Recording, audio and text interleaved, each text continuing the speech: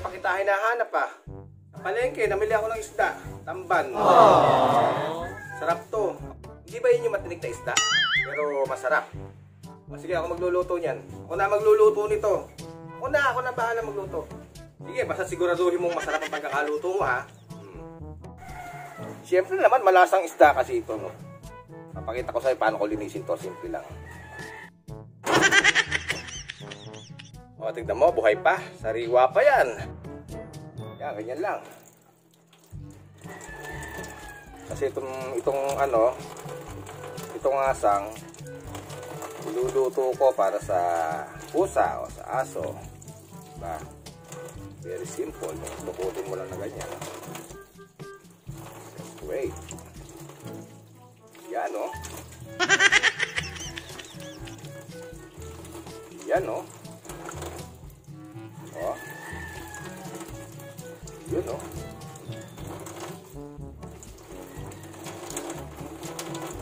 Diba? Dip. Marami ka na rin natutunan sa akin, ano? Asa ka. At ayan tol, gagamit lang tayo ng bawang. Ay, hindi, mali. Luya. So, bawang. Sibuyas. Pero hindi naman siguro lahat to. Tapos, sili. Bitchin. Tapos, syempre, suka. Hindi na tayo gagamit ng tubig. Asin. Kasi pagka suka lang, mas matagal siya mapanis. Pwede nga. Ito, pagka suka lang, matagal mapanis. Tama, siyempre, totoo yun. Kaya simulan na nating mag-prepare. So, gasan muna natin ang ating gagamitin mga sangkap. Pwede naman lahat to siguro. Lahat to.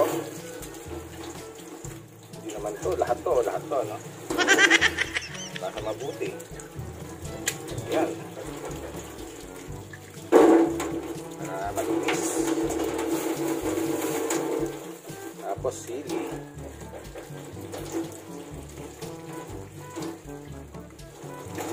Okay. Ihiwain ko lang yan, tol.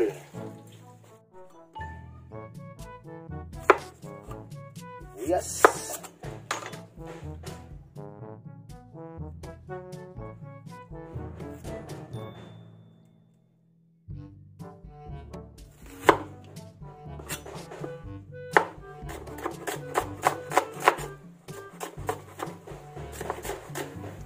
Mag-ingat lang tayo guys. Baka mamaya daliri na ang nadali. Diba? Sa pagpapaksyo naman guys, pwede nyo ring dito, hindi lagyan ng sibuyas. Kasi yung sibuyas naman kasi pagka marami kang niluluto, madaling mapanis. Pero kung gusto niya pang-stock, huwag nyo lagyan ng sibuyas. Pero dahil konti lang naman to, okay na yung may sibuyas. Isa rin sa nagpapasarap kasi ng lutuin ang sibuyas. Diba? Tapos, luya. So,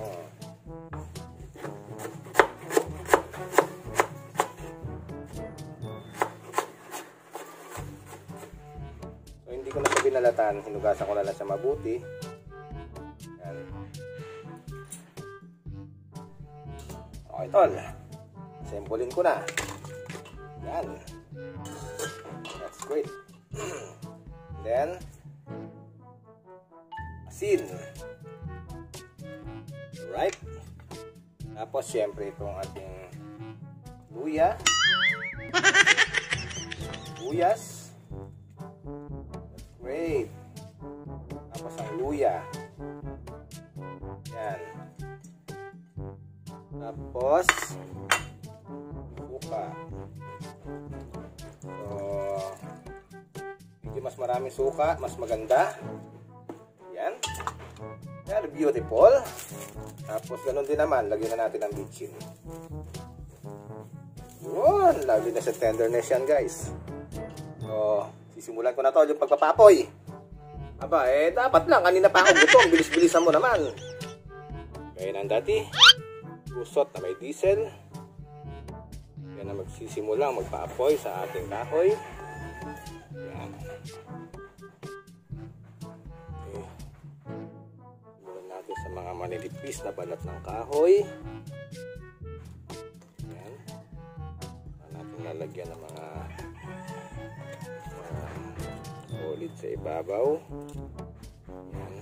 Wait. Papapoyan natin. Okay. Just like that. Alright. Diba? Napakasimple lang guys. Pagka yung kusot, lagyan mo ng diesel sa kahoy, walang problema magpapoy. At ayan tol, maganda na yung apoy niya. So lalagyan na natin ang ating pinaksiw. Mamaya na natin lalagay yung sili sa huli. And then takpan. That's great. Tol, sorry na, huli yung paminta. Ayun pa lang. Nakalimutan ko eh. Oh, di ba? Ganda na ng kulo oh. So, tol, malapit na maluto. Lalagyan natin siya ng konting mantika. Yan, that's great. Pwede na natin ilagay ang sili. Yan, para magkaroon na siya ng kakaibang aroma. Wait. Tol, check natin ha. Okay, sa puntong ito, luto na ang ating pinaksiw na... Taling, anong isda ito? Tamban. Yan.